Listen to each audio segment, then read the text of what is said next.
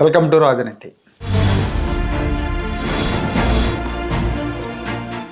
IPS అధికారి PSR ఆంజనేయుల arrest, ఆ తర్వాత పరిణామాలు చూస్తుంటే విధి ఎంత బలీయంగా ఉంది అనిపిస్తుంది. ఎందుకంటే ఆ రోజు జగన్మోహన్ రెడ్డి ముఖ్యమంత్రిగా ఉన్నప్పుడు ఇదే పిఎస్ఆర్ ఆంజనేయులు ఇంటెలిజెన్స్ చీఫ్గా ఉన్నాడు, ప్రముఖమైన స్థానాల్లో ఉన్నాడు. ఆ తర్వాత ఏపీపీఎస్సి సెక్రటరీగా ఉన్నారు. అయితే అప్పట్లో మాజీ డీజీ ఏబి వెంకటేశ్వరరావు గారిని ఇరికించే కుట్రలో జగన్మోహన్ రెడ్డితో ఈయన కూడా చేతులు కలిపాడు. ఆయన మీద అవినీతి కేసులు పెట్టి ఆయన సస్పెండ్ చేశారు.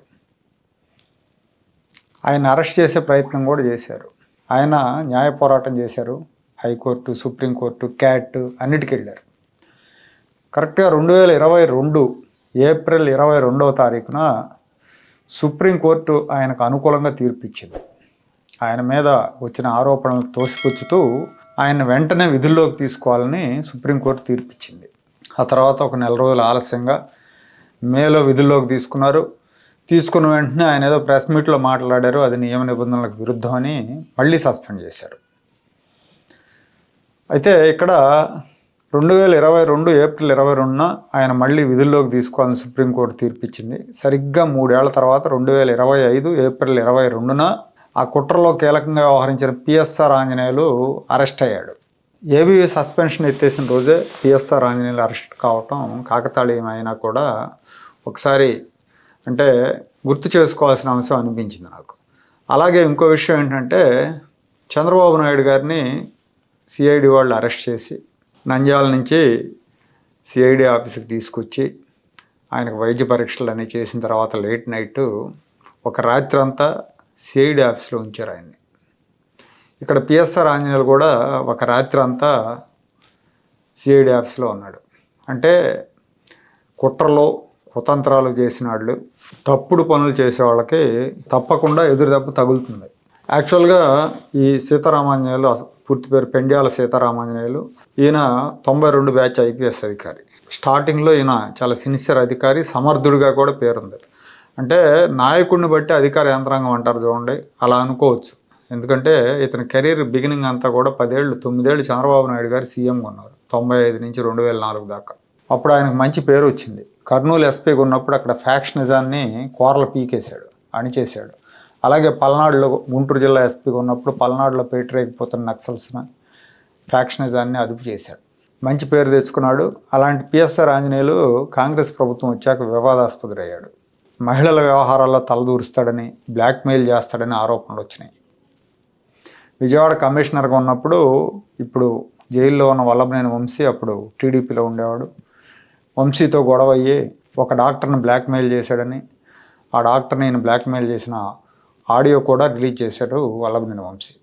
ఆ తర్వాత జగన్మోహన్ రెడ్డి సీఎం అయ్యాక గత 5 ఏళ్ళకి ఇతను ఏం చేశాడు అందరూ చూశారు. జగన్ సేవలో తరించాడు, రూల్స్కి తిలోదకాలు ఇచ్చారు. ఇంటెలిజెన్స్ చీఫ్గా రూల్స్కే కాదు విలువలకు కూడా తిలోదకాలు ఇచ్చారు. జగన్ ఏది చెప్తే అది చేశాడు. ముంబై నుంచి జత్వాని అనే హీరోయిన్ని తీసుకొచ్చి బలవంతంగా ఆవిడని 4 రోజులు నానా ఇబ్బందులు పెట్టి ఆ తర్వాత 40 రోజులు జైల్లో పెట్టారు. తప్పుడు కేసు నమోదు చేశారు.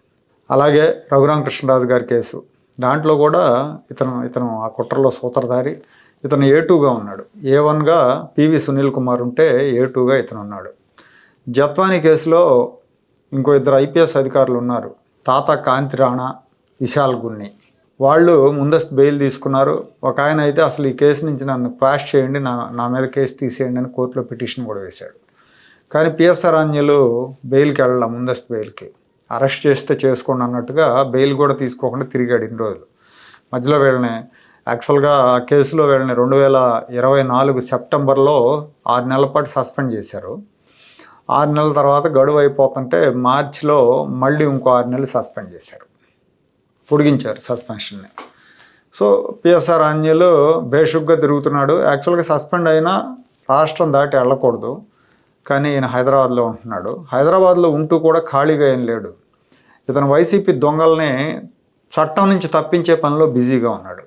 ఆంధ్రప్రదేశ్లో గతంలో వైసీపీ వాళ్ళు అరాచకాలు చేసినప్పుడు వాళ్ళ మీద ఇప్పుడు కేసులు పెడుతున్నారు కదా, వరుస కేసులు పెడుతున్నప్పుడు వాళ్ళు ఎలా తప్పించుకోవాలో, వాళ్ళు ఎలా నోటీసులకు సమాధానాలు ఇవ్వాలో ఈయన ట్రైనింగ్ ఇస్తున్నాడు. ముఖ్యంగా లిక్కర్ కేసులో రాజ్ కసిరెడ్డికి ఇతనే మార్గదర్శకత్వం చేశారని అంటున్నారు. ఈ ఏపీపీఎస్సీ కార్యదర్శిగా ఉన్నప్పుడు అప్పుడున్న చైర్మన్ని బెదిరించాడు, అప్పుడు అడ్డగోలుగా నియామకాలు చేశాడు, 100 కోట్లు చేతులు మారినాయి అన్న ఆరోపణలు వచ్చినాయి. తర్వాత ఇంటెలిజెన్స్లోనే ఉన్నప్పుడు ప్రభుత్వ ఉద్యోగుల సంఘం అధ్యక్షుడు సూర్యనారాయణ అని ఆయన బెదిరించాడు. ఆయనతో వీడియో కాల్ చేసి నువ్వు కనుక చంద్రబాబు దగ్గరికి వెళ్ళావంటే నిన్ను ఫినిష్ చేస్తానని డైరెక్ట్గా హెచ్చరించాడు. ఆ విషయాన్ని ఆయన చెప్పాడు కూడా. ఇవన్నీ కేసులన్నీ కూడా ఇప్పుడు కమ్ముకున్నాయి ఆయన మీదకి. అంటే ఇతను నేను చాలా తెలివిగా చేస్తా అనుకుంటాడు, చాలా ముదురు కూడా యాక్చువల్లీ పాపం పండింది అనుకోవాలి. నాయకుడిని బట్టే అధికార యంత్రాంగం అధికారులను ఎందుకన్నానంటే దీనికి వైఎస్ కుటుంబం ఒక నిదర్శనం.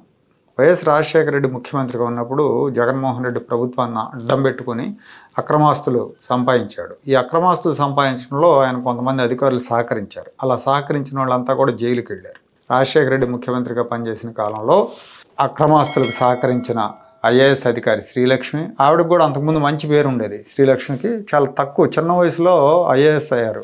క్యాబినెట్ సెక్రటరీ, కేంద్ర క్యాబినెట్ సెక్రటరీ అవుతారన్న అనుకునేవాళ్ళు ఆ రోజుల్లో. అలాంటి శ్రీలక్ష్మి వీళ్ళ మూలంగా జైలు పాలైంది. బీపీ ఆచార్య, ఆయన కూడా చాలా సిన్సియర్ అధికారి, ఆయన జైలుకి వెళ్ళాడు. ఆ తర్వాత రాజగోపాల్, కర్నూలు శాఖ డైరెక్టర్, అతను జైలుకి వెళ్ళాడు. ఇవాళ మళ్ళీ జగన్మోహన్ రెడ్డి నిర్వాకానికి ఐపీఎస్ఎల్ జైలుకి వెళ్తున్నారు. పిఎస్ఆర్ ఆంజనేయులు వెళ్ళాడు జైలుకి. సునీల్ కుమార్ సస్పెన్షన్లో ఉన్నాడు. కాంతి రాణా, విశాల్ గున్ని, ఇంకా చాలామంది పోలీస్ అధికారులు సస్పెన్షన్లో ఉన్నారు. రేపో మాపో మిగతా వాళ్ళు కూడా ఖచ్చితంగా, ఎందుకంటే ప్రభుత్వం ఇక వెనకడుగేసే పరిస్థితి అయితే కనపట్టలేదు. ఈ కేసుల విషయంలో ముందుకు వెళ్తుంది. వెనక్కి వెళ్తే విమర్శలు కూడా వస్తాయి కాబట్టి ఖచ్చితంగా ముందుకు వెళ్తుంది. వీళ్ళందరూ కూడా ఊచలేక పెట్టడం ఖాయం.